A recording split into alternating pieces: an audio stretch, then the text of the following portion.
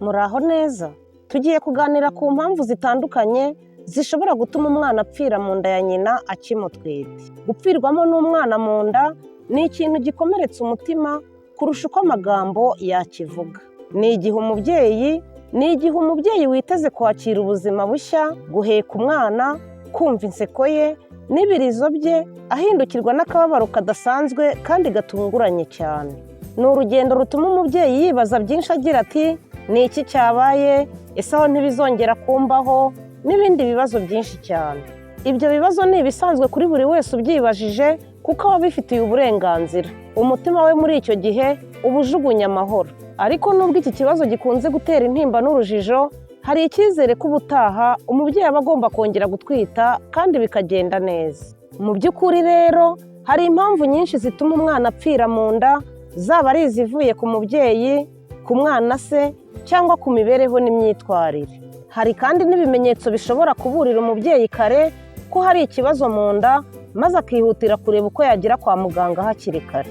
Gusa mbere ya byose hari ikintu kimwe dukwiye kumva no gushyira imbere, ko nta mubyeyi ukwiye kumva ko ari we wateje iki kibazo ngo bimutere kwicira urubanza. Niyo mpamvu we mubyeyi byabayeho udakwiye gusabana no gukorwa n'isoni cyangwa ngo wikureho icyizere, kuko gupfusha muri ubu buryo si icyaha, si n'uburangare, ahubwo ni ingorane n'urugendo rutoroshye ariko rufite igisubizo kirambye iyo habayeho ubufasha bukwiye.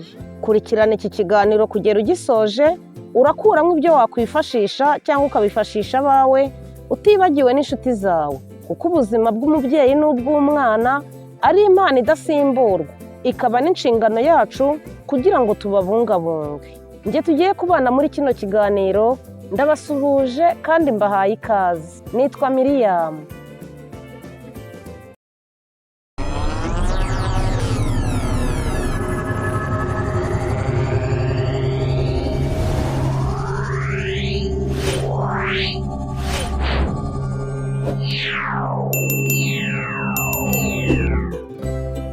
Reka turebere hamwe impamvu zitera abana gupfira mu nda ba nyina bakibatwite. Hari impamvu nyinshi zitandukanye zishobora gutera iki kibazo gituma umwana apfira mu nda nyina ataramubyara. Impamvu ya mbere ni ibibazo by'uburwayi bwa nyina. Umubyeyi ashobora kurwara diyabete giturumbuka igahita itera umwana gupfira mu nda. Umuvuduko w'amaraso uri hejuru, malariya n'indwara ya mburugu cyangwa indwara iyo ari yo yose yazanye umuriro udasanzwe ku mubyeyi maze ntahite abona ubufasha. Impamvu ya kabiri ni ibibazo by'umwana ubwe. Ibibazo by'imiterere nka anomalie congénitale n'ubumuga budasanzwe umwana afite ari mu nda, cyangwa se mu gihe ingobyi igaburira umwana ifite ikibazo gituma idakora neza, umwana ashobora gupfira mu nda. Impamvu ya gatatu ni ibibazo by'urureri n'ingobyi rufasheho. Mu gihe ingobyi igaburira umwana iri hasi cyane bigatuma idakora neza, umwana ashobora gupfa kuko iba itsikamiwe bikomeye ntikore ibyo yagombaga gukora.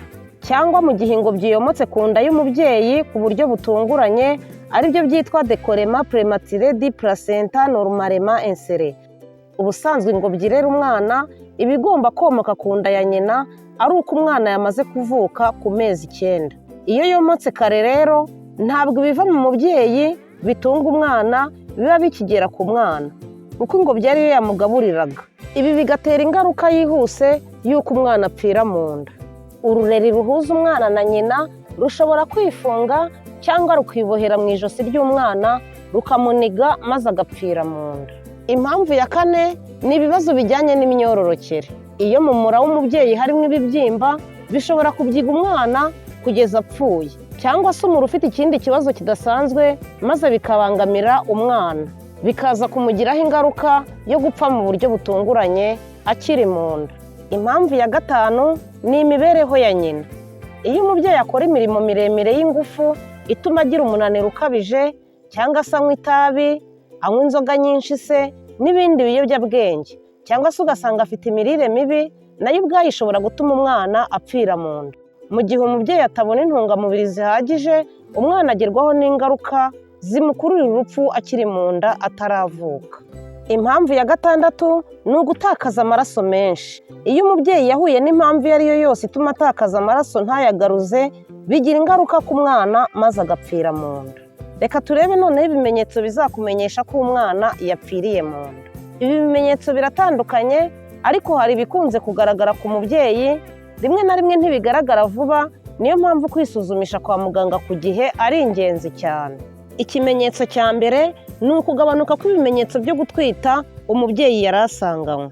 Niba wagiraga isesemi ukumva ntayo ugifite, ukumva ntukinaniwe, ibyo bikabaho ku buryo butunguranye, si kuri buri mugore upfushirije umwana mu nda wese bibaho, ariko ni bimwe mu by'ingenzi ku bagore benshi. Ikimenyetso cya kabiri ni ukutumva umwana anyeganyega.